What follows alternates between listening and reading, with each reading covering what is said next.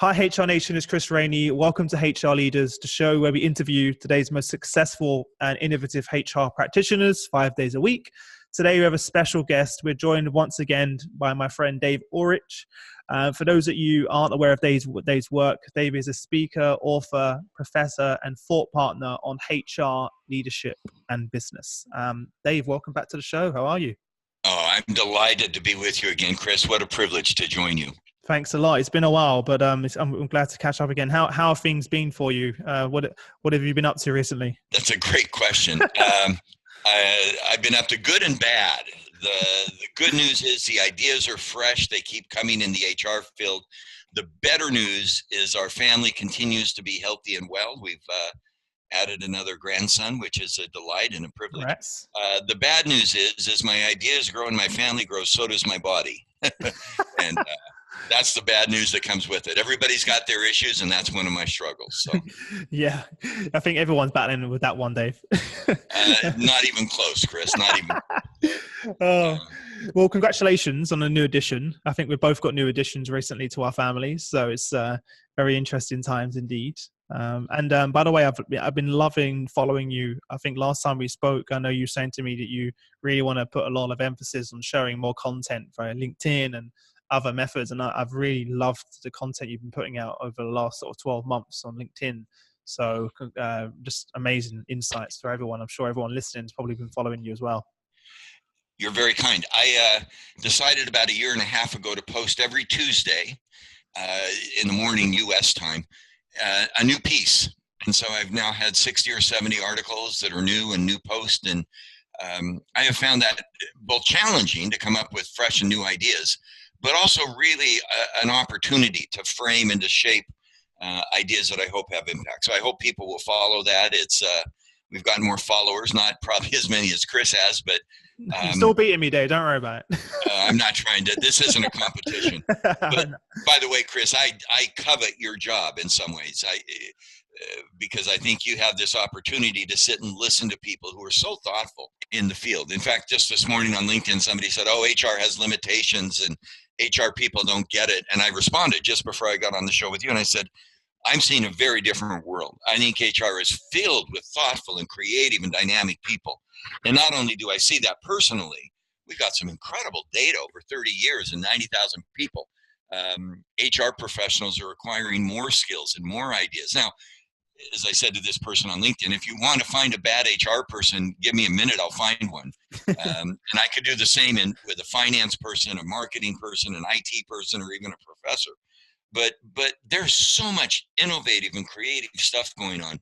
And Chris, you sit at the apex of that, and in a marvelous platform to both distill that information and then to disseminate it. Well, thanks for that, Dave. And you know what? That's one of the reasons why I started this show in the first place. And I completely agree with you. Is I was having these amazing conversations with HR leaders who are both our listeners and customers. And I was like, I really need to build a platform to share all of this amazing work that's happening, because I was hearing similar, things that you mentioned there about, HR around HR. And I was like, no, that's not true.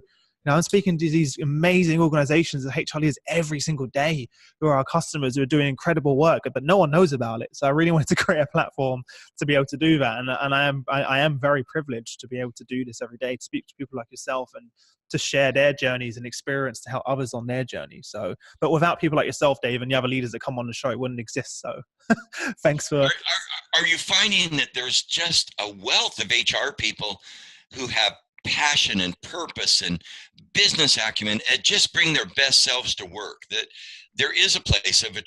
By the way, there's bad HR people.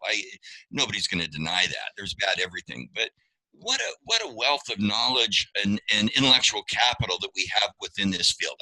I'm assuming you see that every day.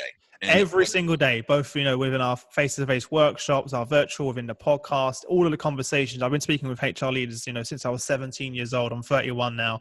And for some reason, there really didn't seem to be, outside of some events, let's say, but when it comes to conferences and events, we know, Dave, we don't really get the real insights. You get the sort of the glossy, this is how great we are and what we do. But we wanted to create a platform that was kind of unfiltered, that can kind of get into the nitty gritty, the good, the bad, the ugly along the way. But it's very much a positive outlook on my side, and especially from the people that I'm speaking to. But sometimes you look on social media and it's actually the opposite, and I'm not sure why that still is. It doesn't make sense to me. Nor to me. I mean, and some of that is a philosophy, and I think you share a philosophy that I have. And again, it's based in religion, but it's generic. Some people say to folks, if you don't repent, you're going to go to hell. And they tell everybody what's wrong. I'd rather be the prophet or the seer who says, here's what heaven looks like, and here's a pathway to get there. Mm-hmm. And so I think sometimes the naysayers live in that former place that I've got to change, or I'm going to go to hell. I just choose not to be there. I'd rather say, yeah, there's problems, but how do we get to heaven, or the right place? How do we fulfill whatever purpose we're trying to attain? Yeah. I know a friend who had a daughter about 4 months ago who says, yeah, I can look at being a new father and how I'm missing sleep, and my daughter only sleeps about 3 hours at a time and then needs to be fed and changed. I can look at what's wrong, or when I come home, my world changes. And I look at my daughter and my partner, and suddenly as a family, something's changed inside of me. And this friend's point of view is seeing what's good, not what's bad. Mm-hmm. I completely agree. And I mentioned to you before we started the show that that's a new profound part of being a dad that I didn't expect. I didn't know that I would would be so impactful on me. Is just coming home after work and being in a moment with my wife and Robin, the energy, and so I feel rejuvenated during those moments as well. And I always say to my team as well, during those tough times, is what you're doing, thinking and saying right now getting you closer to achieving your dreams and your goals? And if it's not, stop doing it. And I always ask that to myself. I even had it on my screensaver on my computer at one point. No, Chris, what you're doing right now getting you closer to your dreams, whether that's saying, whether what you're thinking. You have to be positive. Dave, where we are now, going back to the articles that you mentioned, one of the things that I was going to ask you, which is, how do you, after so long of, working in this, not to age you, Dave, but after so long working in this field, how do you continue to disrupt Dave? It's a great question, because I've seen some authors who write books and their fourth book is the same as their first book, and their 14th book is the same as their fourth book. And they're going in. I wrote a piece. They're going in circles, and I think sometimes in HR we tend to do that. We circle, we reinvent, we recreate. I love to think in terms of spirals, and a spiral says I'm covering the same issue. How does an employee create a unique experience at work? But a spiral builds on what was and then goes to the next step. And so what I try to do is have a rule of thumb that when I present and I do presentations, I want to have about 20 to 25% new material every 18 months. Now, some people would say, well, that's not very much. That's tough. That's tough. Yeah. And what it means is I've got to be constantly observing and listening to issues people are struggling with that they don't have great answers to. And often that's a great question. Hal Gregerson has a good book on asking questions, but it's observing. For example, and you mentioned this when we talked about doing this podcast, I was with a group of senior HR people recently, and they were having a debate. What is it we in HR give employees to give them the best? Is it a new benefits program? Is it flexible work? Is it a great leader? Is it training? Is it a vision? Is it purpose? And as I listened, and I was thinking, something doesn't feel right here. We're almost recreating the wheel. It's to some extent my frustration with some of the employee experience work. A lot of the employee experience and work is rediscovering engagement. It's rediscovering motivation, and it's circling. And so I sat and I said, what is it HR does that helps the employee the most? And by the way, I didn't answer in real time. I thought about it. I pondered about it. And the answer was so obvious. The best thing HR can do for an employee is create an organization that wins in the marketplace. And when it hit me, I thought, of course that's true. Now, by the way, you've got to do all the things. Flexible benefits, meaning. I talk about three things: believe, become, and belong. You've got to create belief and meaning and purpose. You've got to become better through growth mindset and enhancement. You've got to belong to a community and become and have that experience.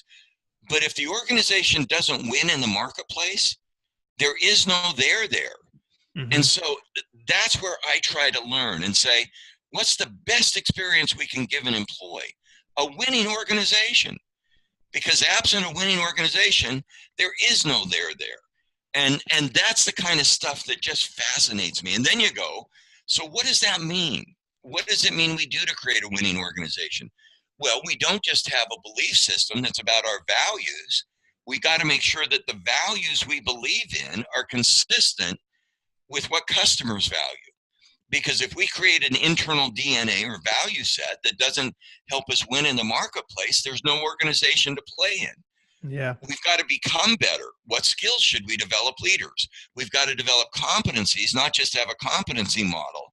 We've got to have leadership competencies and personal skills that our customers find of value. And anyway, obviously you hear my voice getting enthused with this kind of stuff. That's what excites me, is to put a different tweak on an existing problem. Yeah, I love the quote you put in that same article that you posted around this topic from Peter Drucker, when you said when he says there's only one valid definition of business purpose, and that's to create a customer. The customer is the foundation of the business, and it keeps it in existence. The customer alone gives employment. I love that quote.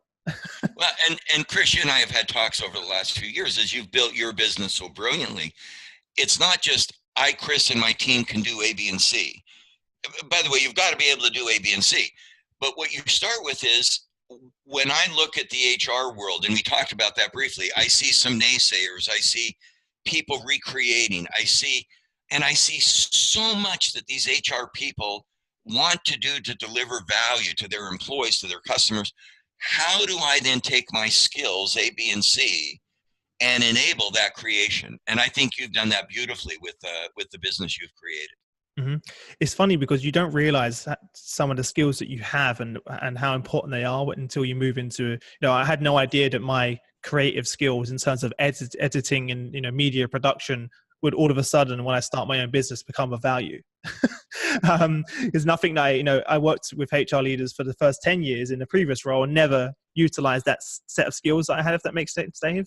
Whereas when I started my own organization, I realized this set of skills that I've built it up in multiple careers and throughout my life are now coming into play. Well, you did conferences, and one of the things, and you may have seen it periodically, and it doesn't always happen to me, and I've done conference talks with you and with others, and sometimes the talks have a remarkable thing, and it's almost a gestalt that I can't explain fully, but I'm in the head of the person receiving my talk while I'm talking.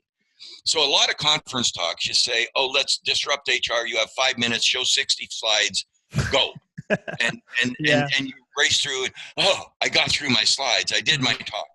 Or other speakers I've seen, and I'm not going to name anybody, but you can tell time by their joke. I mean, it's, it's 9:03, you've told the first joke. It's 9:23, you've told the fourth joke. It's 9:43, you're going to end with that joke. And they're not even present. But once in a while when I speak, I get my head in. And by the way, before I speak, this is something I've not shared very much. As I'm being introduced, when I give speeches, I stop and I say, who's in this room? Who's in this room? And I ask for some kind of intervention, whatever that is, either my instinct or divine intervention. Let my words be resonating to somebody in the room today. And that's the same logic. It's value's not what we do, it's what somebody gets from what we do. And back to the discussion from that article, the value of HR is creating an organization that wins in the marketplace. And when we get that mindset, it changes the lens through which we see the world. And that's what I hope keeps me fresh. Just out of curiosity, when you talk about the event side, just going back there for a second, Dave, I found that some of the most, you're talking about engaging the audience, I found some of our most successful workshops is when we didn't have a presentation. I love that. I do work at the University of Michigan through our consulting firm, and I do a day on talent, and we have 30 people in the room. Lately, I've been doing the following. I've been saying, I know a little bit about talent, as you said graciously, Chris, so graciously. I'm old. I've been around a long time. I've seen a lot of talent stuff. I know trends in talent and post-trends. If you're going to win in the marketplace with customers or with investors or with employees, what's the biggest talent challenge your company's facing today? Write it down. And then I will spend 6 hours working through those challenges. I mean, it's the most difficult teaching I've ever done, because the challenge is in Asia somewhere, could be in China, could be in Cambodia, could be in Vietnam. We have too high a turnover, or we can't find people. Or the challenge is we lose people to our competitors, or the challenge is we're changing business and we don't have the skill set, or the challenge is our leaders don't have the respect they need. And then with the 30 people in the class, we co-create solutions to their problems. Mm-hmm. I call that learning solutions. It's not a case study. It's not facilitated training. It's not even action learning. It's a facilitated solution, or a learning solution to the problem the people come to the class with. Yeah. I love that, Dave. And I remember coming to your workshop in London. And, that's by the way, that was one of the main sort of key takeaways that I took from that as well. And I was like, this is incredible, because like you said, everyone had written that on their, on the inside of their name card, their key challenge. And then as a group, we came up with the solution. And I thought that was so powerful, and you couldn't not be engaged in the process. By the way, I share that with some of my quote unquote professor, thought leader friends, mm-hmm. and a couple of them look at me and their eyes go big and they go, "Are you nuts? What if somebody asks a question that you don't have an answer to?" I knew you was going to say that, Dave. And I love the fact that you weren't prepared at some times, but that's just not like, I love the fact that you put yourself in that position, Dave, to be challenged. That was actually really refreshing for me. You wasn't relying on your slides. You wasn't relying on a presentation. You were literally in the moment with those people. And those times when perhaps you didn't have the answer, we opened it up to the rest of the room. Then all of a sudden you get this incredible dialogue going. It's really something that I've actually put in. I hope you don't mind, I've stolen your idea, Dave, into our own workshops. And we found it's been absolutely incredible, that co-creation. It's been amazing. I hope it's not the only idea you've stolen. By the way, I steal your passion and your energy and all that stuff. But it's so scary when somebody says, well, I don't know the best way to do valuing stock options. Is it performance shares? Is it stock options? Is it performance grants? By the way, that's a pretty technical question. Mm-hmm. And I go, you know what? Neither do I. What do you guys think? And almost always somebody in the room has a thought. Or I've had it once with that one. I say, give me a minute. I get on the phone. I call Charlie Tharp, who's an expert. And I say, Charlie, I got a group of 30 people here struggling with this question. Do you have 5 minutes? Oh, sure. Done. And I think, that's so cool. That's so cool. We try and complicate things too much, don't we? And also, I'm sure you agree, Dave, you get so much more back because yourself, don't you? Oh, when you say, how do I stay fresh? So we did a think tank on trends in executive comp with Charlie Tharp, and we just did a playbook. And that's how I learn. I mean, I'm not an expert in this area, and I'm still not. Let me be really clear. If you hired me as an expert witness, you'd lose your case. But that's how you learn. You get it. You throw yourself into problems that you haven't explored before. Mm-hmm. And I think that's just a marvelous opportunity. We need to do that with our own organizations, Dave. I've been doing that same thing with my own team, all the time. I do it. I told you before this podcast, I do it every morning with the team, and I throw out business challenges that we have, to the whole business, all of the team. And some of the best ideas come from the most unlikely of situations and individuals that are like, this is how you should approach that. And I'm like, wow, just by putting it out there. Or even asking our customers, Dave. A lot of people are like, Chris, how do you come up with your topics for your workshops and, for your podcast? I'm like, I ask people. Yeah. I mean, and then as you meet with your team, you say, okay, you got a great question. How will the answer that we co-create within our team inside Chris's organization create value for the customers listening to our podcast or workshops? Yep. So that outside in lens does not go away. That it's not, we're going to go into an away day and we're going to go, that's according to you, it's a great line. We're going to go hide in a room in a hotel and come up with a solution. Well, what a stupid idea. No, we're going to co-create something that will create value for customers and investors. And that's why I think HR is so fresh, because if we only look backwards at what we've done, we're missing the anticipation of the value we can create. I know you got a lot of feedback on the article that you put up in terms of, the most important contribution that HR delivers to employees. What was any feedback that you got that surprised you? Because we always find that we have really complete opposite viewpoints in our workshops, which is very healthy for debate, right? You kind of I think it's that. wonderful. I totally agree. I love in fact, the thing we found in the last big research project, and we do research, was that the best HR professionals and I think the best business leaders navigate paradox. They're not afraid to have people disagree. Mm-hmm. So that if I believe we should put a plant inside A and somebody believes we should put a plant inside B, then we go, let's have a dialogue. Why did you believe B? Why did I believe A? And it's that confrontive tension that creates innovation. And that's a really healthy thing. Really healthy. And I see a lot of leaders complaining about that too, and say to me, Chris, I wish my team would challenge me more, and I wish they would, tell me these things. But you have to be open to that and communicate that as a leader, that you're open for that feedback. So one of the things we've coached leaders, and by the way, that's true, is when somebody comes to you as a leader with a question or a problem, one of the coaching tips, and I try to do the same, is what do you think? What do you think? Mm-hmm. So that when somebody says, oh, I'm really struggling with where to locate a plant, what do you think? What's your idea? And it encourages the leader to listen before proposing. Mm-hmm. Yeah, I struggled with that for many years when I first became a manager, because I'd always just solve the problem myself, and just because I would be quicker, but you're kind of doing your employees a disservice by doing that, and totally. Totally. Coming up. Now I realize that the more I ask that question, like you mentioned, what do you think? The more empowered they felt, the more engaged they were. The performance of that individual increased dramatically because they felt like they were, valued and their voice was heard. There's so much that came out of just asking that simple question. So I think I want to emphasize that for everyone listening of how powerful that really is. And again, it goes back to where we started. The value is not what we do. It's what somebody gets from what we do. You don't build on your strengths. You build on your strengths to strengthen others. And if we're constantly putting this on somebody, the value we create for others is our agenda. So what do you think? What do you think? How would you approach that? What's the challenge you've got? I fall prey to not doing that sometimes. I've been married over 40 years, and my wife reminds me once in a while, I thought your job was to help figure out what I think and what I want. And I messed up again. But on my good day, maybe once in a while, what do you think? What would be meaningful to you? What's the gift that would be meaningful? Mm-hmm. You come home from a hard day, your wife's been with your new daughter.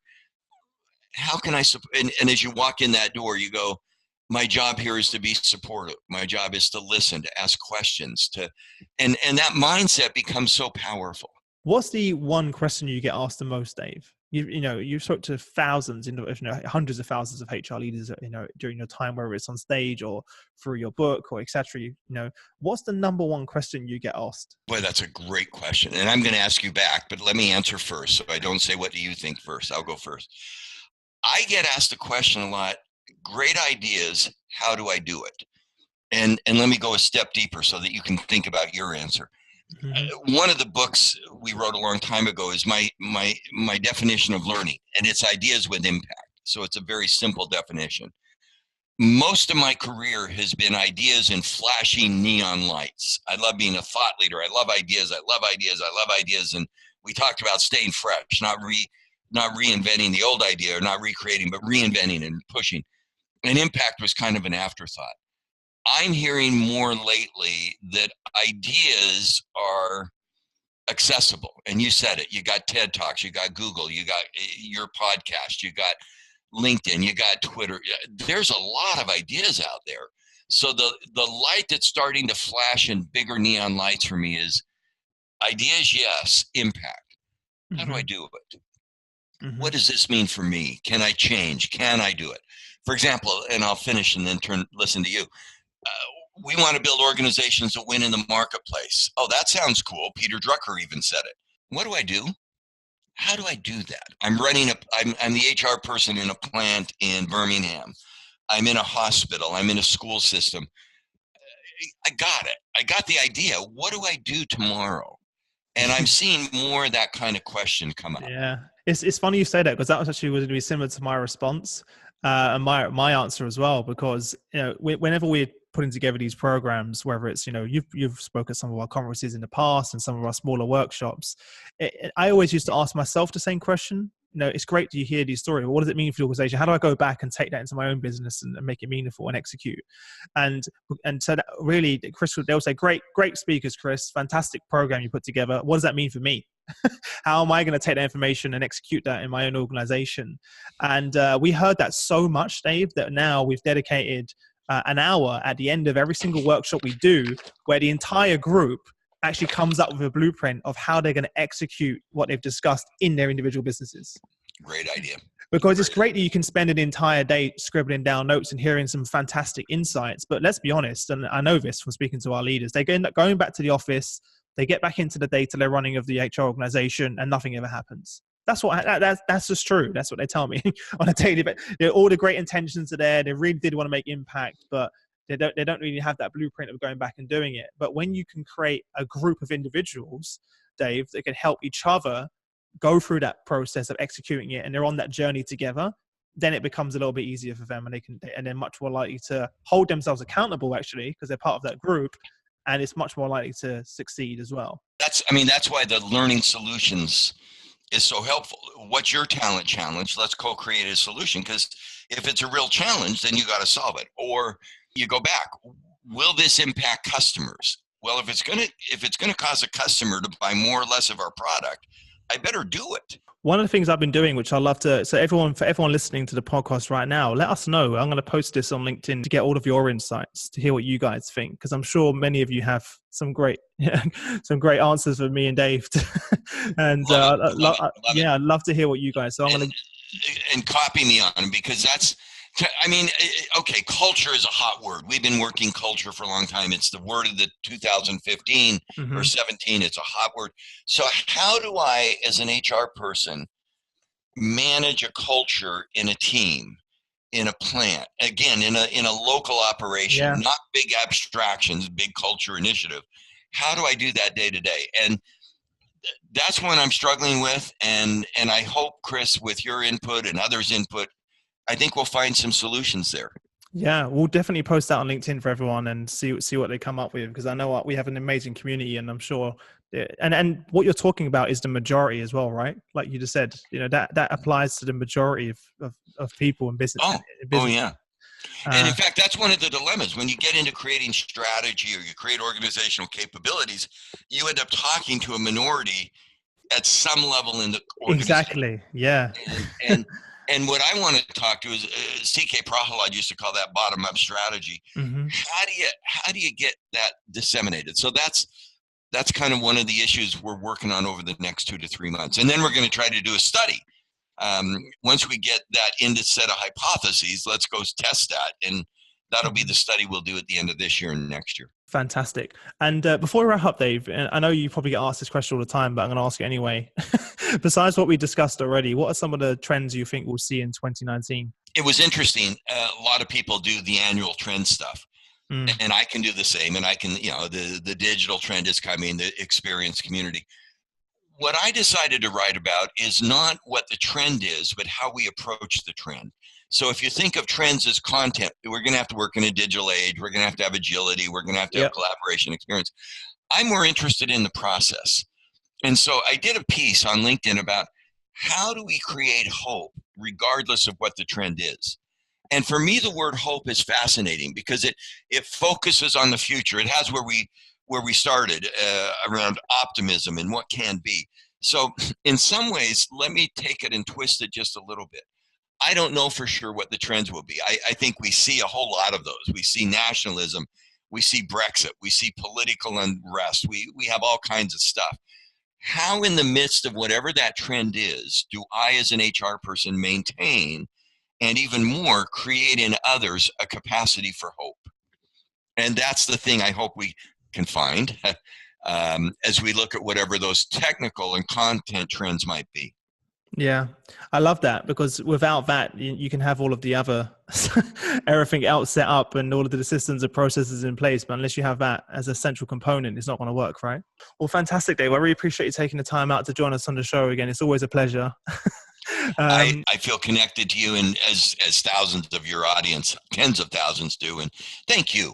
Thank you. Fantastic. And thank you, by the way, I'll do one other thing, for being a role model of navigating the incredible paradox, if I can dare use that word, of professional excellence and learning and growth, but also, I assume, a good father. Assume, yeah, it would be early to say.